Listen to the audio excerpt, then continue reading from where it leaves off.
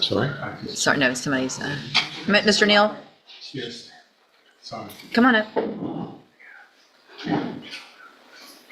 right, so Mr. Neal, in clause number 242436, you're charged with a second-degree felony offense of aggravated assault with a deadly weapon, and that's from October 26th of 2024. And what that means, sir, is that if you go to trial and you're found guilty, the range of punishment would be between 2 years and up to 20 years in prison. Do you understand? Yes, I do. And I have here on the computer a plea bargain rejection that you've signed with Mr. Doyle. This shows that the district attorney's office has made an offer, if you wanted to enter a plea of guilty in your case, for a 5-year deferred probation, a $500 fine, and you would be required to follow all of the rules and conditions of probation. And with that type of probation, if you successfully completed it, the case would be dismissed and you wouldn't have a felony conviction. Do you understand? A little bit. So I want to make sure that you do understand everything, because it's very important that after today,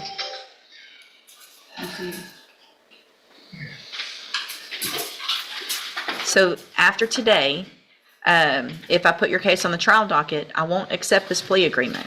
All right, so if you want the plea agreement, fine. If you are not guilty and you want to have a jury decide, that's fine as well. Mr. Nichols has stated earlier today that he intends to go forward with or without the complaining witness in this case. So we've talked about that. I don't want you to think that at some later date he intends to dismiss the case or something would change unless there's new evidence that comes forward. So if you don't want to take this 5-year deferred probation, that's fine. We'll put it on the trial docket, but I want you to make sure you understand that I will not accept this agreement after today. If you change your mind later and you want to enter a plea of guilty, then you can plea open to the court or to some other plea agreement. Do you understand that? And do you want to reject that plea agreement and have your case set for trial? It's your decision. Sorry. I mean, go ahead. I mean, if y'all need to talk some more, but You don't want to plead, correct? Yes, but Yes, you want to plead, or no, you don't want to plead? I don't.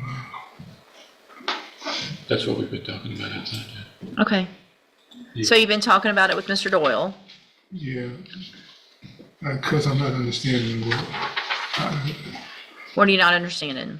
Okay, it's been 4 times, right? I don't know about 4 times. He's talking about the docket call. Okay. The state had indicated to me that they might have, or I indicated to the state rather, that the victim didn't want to prosecute the case. Right. He's never been able to get a hold of the victim. Right. To have her tell him that. He feels like he's been up here enough that I have the authority to make the state dismiss it, and I don't. No, correct. So Mr. Doyle is doing everything he can with trying to negotiate with the district attorney.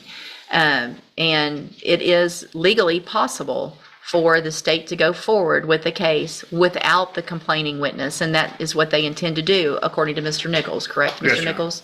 So with or without her, they're going to present the evidence that they do have to a jury, if you go to a jury trial, and then that jury can decide whether or not you did or didn't do what they're charging you with. So today is the day to decide if you want to go to trial and let that jury decide whether she comes or not, case isn't getting dismissed, or if you want to enter a plea of guilty to the offense for that 5-year deferred probation. I want to do the second one. Right. You're consistent. Tell me that you did not want to plead. Did you change from that? No, I haven't. Yeah. So you want to have a jury decide?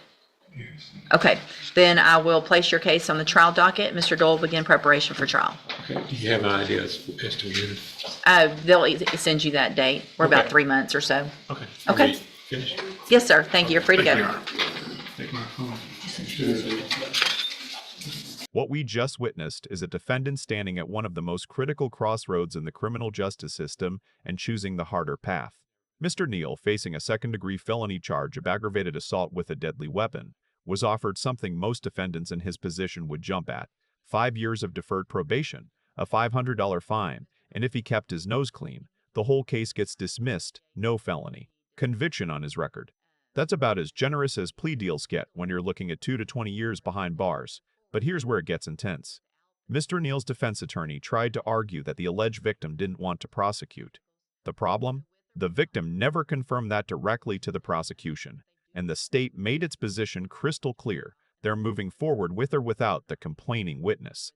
Judge West didn't sugarcoat it either. She told Mr. Neal point blank, "This offer expires today. No second chances. No coming back later hoping for the same deal." You could see the weight of the moment. Mr. Neal hesitated. He was confused. He went back and forth. But when it came down to it, he maintained his innocence and told the court he wanted a jury to decide his fate. That took conviction, whether it was wisdom or a gamble, only time, and 12 jurors will tell. This is what real courtroom pressure looks like. No rehearsals, no do-overs, just a man, a charge, and a choice that will shape the rest of his life. If you found this case as eye-opening as we did, hit that like button, drop your thoughts in the comments, and subscribe for more real courtroom breakdowns, because justice never gets old.